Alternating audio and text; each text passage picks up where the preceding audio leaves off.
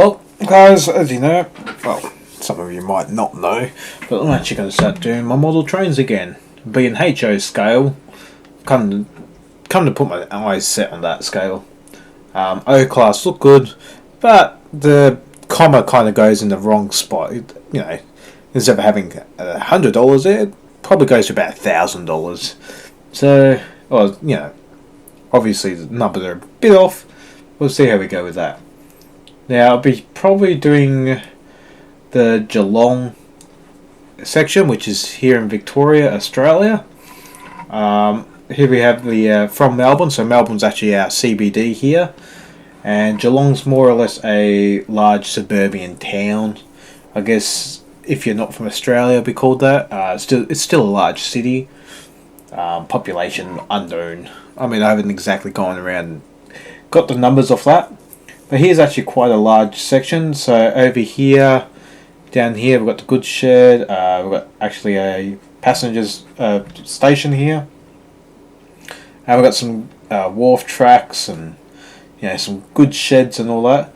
Nowadays, this is actually all disassembled. So there's actually an actual road here and all that. So none of this exists anymore.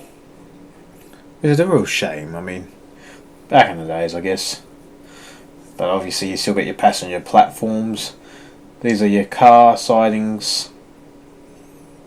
Anyway, what we'll do here is we'll come slightly over here. Now, I'll actually be doing more or less this section here and up to here. So, and I'll be turning that into 2 lanes rather than 3. Just for the Fremo. I'll be doing modulars, but what they require basically is 2 in or 1 in and 2 out or 1 out. Because I don't want to go large. If you're going to do it right, you may as well go as large as you possibly can. So I'll have 2 in and then 2 out.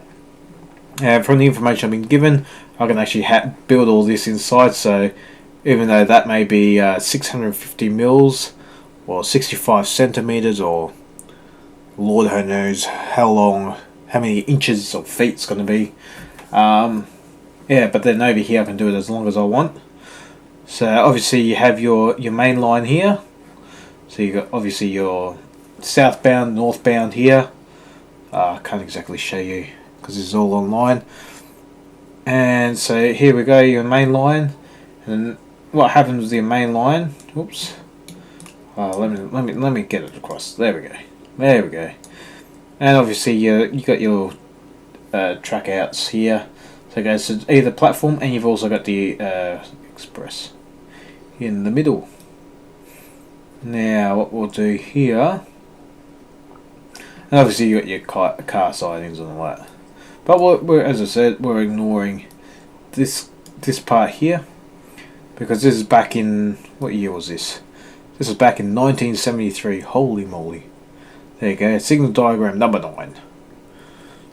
9. Chief Civil Engineer and Signal Communications Engineer signed for it. So let's see here. So we've got a nice little S-bend here. Come over here and we've got some gantry cranes. These are actually still in use, not very often, but they still get used. Which splits off to here. We've got a turntable. Now this is actually still widely used because you have a washing yard here. So this track is actually connected nowadays. There's actually another one here which goes into a diesel, so it fills up with diesel. So let's see what we have here, and I'll show you what I have done so far. Actually, this is a program I've actually been using called AnyRail. So it's quite a useful program. I've only got for trial version, so I think I only put 50 pieces down. But all you do is you click on your track. So up the top, I haven't got it shown here, but at the top you can list down what sort of track you want. So you got hidden, visible, part number.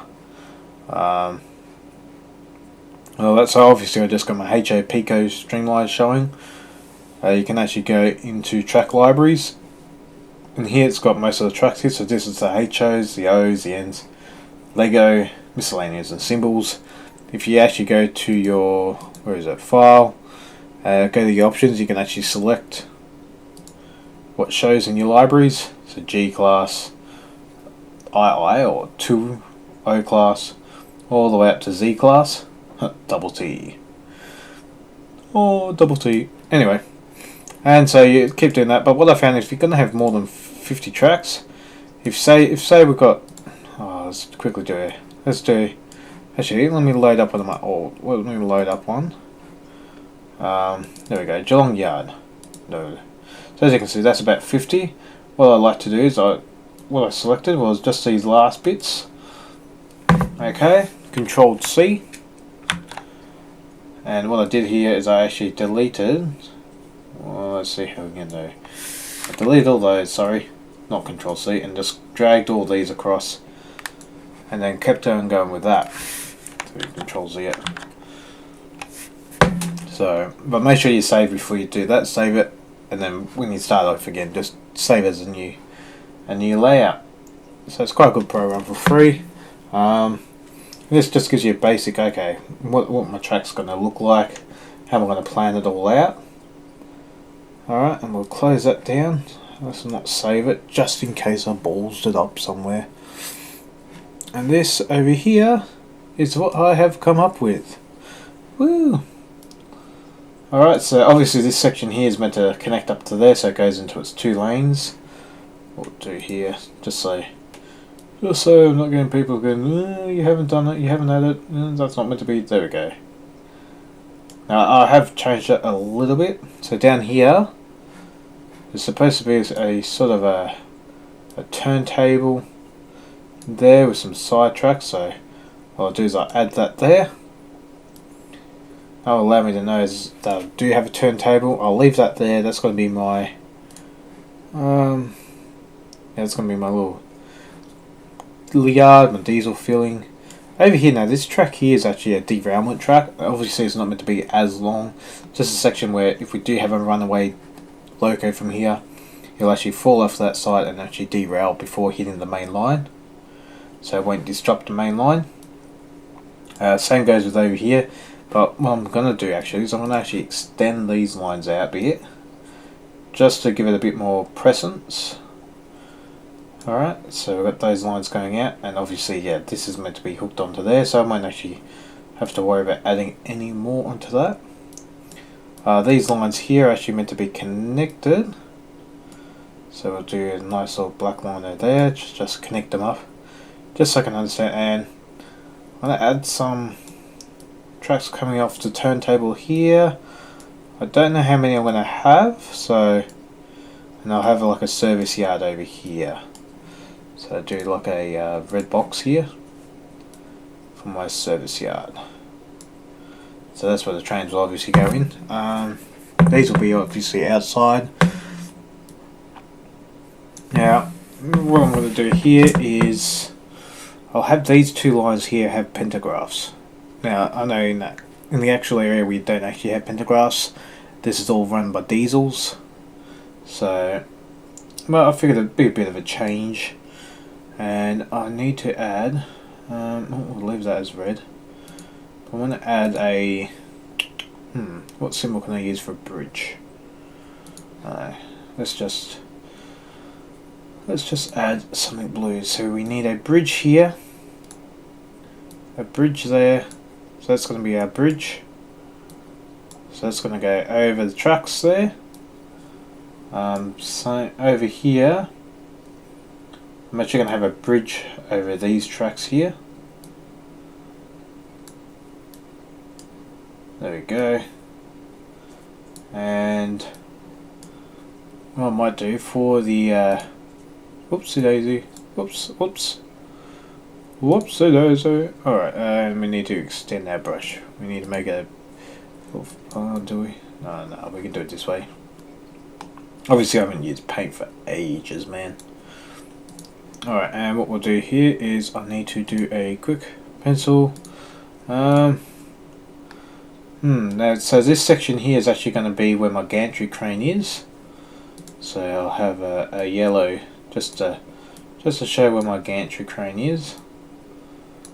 And what I'll do here is I've got to have like a dirt track. So I do like a dirt track going there. So that way I've got my dirt track going through the tracks. The same with over here. I don't want it to cross too many. So just three tracks I want it to cross. So something like that. Which hopefully should work, you know. Should. I mean, in theory it should. Yeah, and so that will all be, this will all be cemented here, but these tracks here going across these tracks will be a dirt. So that's dirt, that'll be dirt, that'll be dirt. Oh god, went over a bit of a track there. Alright, so that'll be dirt. And all in here will be dirt as well. In here will be dirt. And in here will be dirt. But obviously the dirt will come up to an end before it all becomes cement inside. So I can do I can't exactly do a rectangle. So what we'll do here is oh, this is the same colour. A light grey, shall we? Yeah. Light grey, that's how it's got to be. So light grey here, and we'll have a, call it Cementra. Which would be great. Alright, and that's my cement area there. Now, what Lord knows how big this is actually going to end up being, because it's going to be modular. So what I might end up doing is working a way of splitting this line in here. So I'll do oh god, no, I'll do orange. Actually, I'll do green. I'll do green for the main split. So if I was to do a split here, so obviously it's not going to be, I'll still have that intersection there, but I'll cut it off at the end of the table. And I'll do the intersection there. So that way I've got just a straight table just full of these lines here. I've got to work out how much space all this is going to take up. How many modules or how many blocks. I mean, I could do this so two module spaces, so I've got about 2 meters, 2 to 3. I've got about 3 meters. Sorry, I should say. I'm going to try and keep it at 2 meters. 2 meters per block section. So we'll just see how we go how that all works out. And yeah, I guess that's about it for now. And I'll catch you guys when I've worked out about how I'm going to finish laying this track out. Obviously, if I'm going to do this track at home, I'll have these 2 lines actually bend around the turntable. I might even have the third one bend around the turntable. And just have 3 lines here go around the table rather than actually turning into 2 lines. But that's if I was to just do the Geelong yard itself. That way you can have your goods picked up and all that. But yeah, so I'll save that. And I'll catch you guys next time around. Sorry there's not much of an update. I was expecting to get my loco today as well. I've got my track cleaner, but yeah. Alright guys, catch you all next time.